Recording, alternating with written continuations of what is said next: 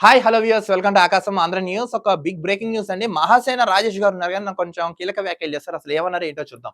Janasena party అభ్యర్థులను ఓడిస్తా, ఆ విషయంలో పవన్ కంటే జనసేన బెటర్ మహాసేన రాజేష్. జనసేన పార్టీ అభ్యర్థులను నేను ఓడిస్తానని ఆయన తెలిపారంట. అసలు ఏం జరిగిందో చూద్దాం. తెలుగుదేశం పార్టీ నేత మహాసేన రాజేష్ కూటమి షాక్ ఇచ్చారు. మహాసేన మీడియా రాజేష్ కూటమికి షాక్ ఇచ్చారండి. పవన్ కళ్యాణ్ కు తన మద్దతు ఉపసంహరించుకున్నట్లు ప్రకటించారు. ఎందుకు ఇచ్చారు, మళ్ళీ ఎందుకు ఉపసంహరించుకున్నారండి మీరు? అలాగే జనసేన పార్టీ అభ్యర్థుల ఓటమి కోసం పనిచేస్తామని తెలిపారు. జనసేన పార్టీ అభ్యర్థుల ఓటమి కోసం పనిచేస్తారంట ఆయన. ఎందుకు ఇలా మాట్లాడుతున్నారో తెలియదు. కొన్ని పరిస్థితులు చూసి తనకు బాధ కలిగించిందని, అందుకే నిర్ణయం తీసుకున్నట్టు ప్రకటించారు. అసలు క్యాడర్ కింద ఉన్న క్యాడర్ జనసేన వాళ్ళు కొంచెం వరస్ట్ గా ఉన్నారు. పైన అధినాయకత్వం మంచిగా ఉంది కానీ కొంతమంది ఇబ్బంది పెట్టేస్తున్నారు. అందులో క్రమంగా ఈయన ఇలా మాట్లాడుతుందని చెప్పుకొస్తున్నారు. రాజకీయ పదవులు ముఖ్యం కాదని, ఒకవేళ అదే అనుకుంటే జగన్‌తోనే ఉండేవాళ్ళం అంటూ ఫేస్‌బుక్ వేదికగా ప్రకటించారు రాజేష్ గారు. మహాసేన రాజేష్ సంచలన ప్రకటన. పవన్ కళ్యాణ్‌కు మద్దతు ఉపసంహరణ, జనసేన అభ్యర్థులను ఓడిస్తానన్న పవన్ కళ్యాణ్ రాజేష్ ఈయనే. ఏపీ ఎన్నికల వేళ రాజకీయాలు ఆసక్తికరంగా మారుతున్నాయి. ప్రధాన పార్టీల్లో చేరికలు నడుస్తున్నాయి. అటు నచ్చకపోతే ఇటు, ఇటు నచ్చకపోతే అటు అన్నట్టుగా పార్టీలు మార్చేస్తున్నారు. కొందరు నేతలు, అందరూ కాదు. జపాంగాలు జరుగుతున్నాయి. తెలుగుదేశం పార్టీలో చేరిన మహాసేన రాజేష్ ఎన్డీఏ కూటమి ఊహించిన షాక్ ఇచ్చారు. సోషల్ మీడియా వేదికగా తన ఎన్నికల నిర్ణయాన్ని ప్రకటించారు. అనూహ్యంగా జనసేన పార్టీకి తన మద్దతును ఉపసంహరించుకున్నట్లు తెలిపారు. నేను జనసేనకు సపోర్ట్ చేయను, ఓటమికి నేను కృషి చేస్తానని ఆయన తెలుపుకొచ్చారు. పవన్ కళ్యాణ్ గారికి మా మద్దతు ఉపసంహరించుకుంటున్నాం. పవన్ కళ్యాణ్ గారితో పోలిస్తే మా వర్గాలకు జగన్ గారే బెటర్ అనిపిస్తుంది. వీళ్ళిద్దరి కన్నా చంద్రబాబు గారు చాలా బెటర్. కులం మతం పేరుతో అమాయకులపై దాడి చేసేవారు ఎవరైనా సరే వారికి వ్యతిరేకంగా పోరాడతామని అంబేద్కర్ చెప్పారు. పవన్ కళ్యాణ్ గారి వలన జరిగే అనర్థాలను ప్రజలకు తెలియజేస్తాం. ఇప్పటికే చాలా సహించాం. జనసేన పోటీ చేసే అన్ని స్థానాలను ఓడించడానికి రాజ్యాంగబద్ధంగా పనిచేస్తాం. ఎందుకు ఈ కఠినంగా నిర్ణయం తీసుకుంటున్నారు వీళ్ళు రాజేష్ గారు?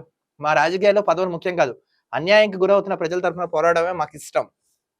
పదవులు అధికారం కావాలనుకుంటే జగన్‌తోనే ఉండేవాళ్ళం. పైన ఉన్న నాయకుల్లో నిలకడ లేనప్పుడు మేము కూడా నిలకడగా ఉండలేమంటూ ఫేస్‌బుక్ వేదికగా పోస్ట్ పెట్టారు. మహాసేన రాజేష్ తీసుకున్న నిర్ణయం కూటమి తలనొప్పిగా మారిందంట. ఇతనే మహాసేన రాజేష్.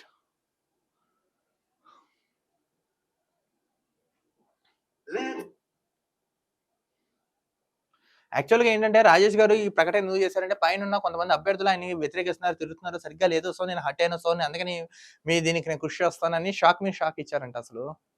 ఎవరెన్ని ఇచ్చినా ప్రజా తీర్పు అయితే ప్రజా తీర్పు ఉంటుంది కదండీ. రాజేష్‌కి మొత్తం 37 నియోజకవర్గాల ప్రచారం బాధ్యతలు అప్పగించారు. కానీ ఆయన మాత్రం కొన్ని నియోజకవర్గాలు మాత్రం ప్రచారం చేశారు. 37 ఇచ్చినా ఆయన ఫస్ట్ కొన్నే చేశారు. అయితే అవనిగడ్డలో మండలి బుద్ధాప్రసాద్ తరఫున ప్రచారం చేయడానికి రాజేష్ వెళ్లారు. అవనిగడ్డ ఎళ్లారు. అయితే ఆయన వెళ్ళే లోపే ప్రచారం ప్రారంభించినంత అక్కడి నుంచి వెనుతిరిగారు. ఆయన ఎళ్దామని పిలిచారంట. బట్ ఎళ్ళేలోపే స్టార్ట్ అయిపోయింది. ఆ తర్వాత ప్రచారం దూరంగా ఉన్నారు. ఇప్పుడు జనసేన పార్టీకి మద్దతు ఉపసంహరించుకున్నట్లు సోషల్ మీడియాలో వేదికగా ప్రకటించారు. ఇప్పుడు జనసేనకు కూడా నేను ఉపసంహరించుకుంటున్నానని నేను ప్రకటించారు. మొత్తానికి రాజేష్ గారు ఇలా ఎందుకు మాట్లాడారో అర్థం కాదు. ఏదో ఆయనకేదో అన్యాయం జరిగింది, ఏం మాట్లాడింది అని చెప్తున్నాం కదా!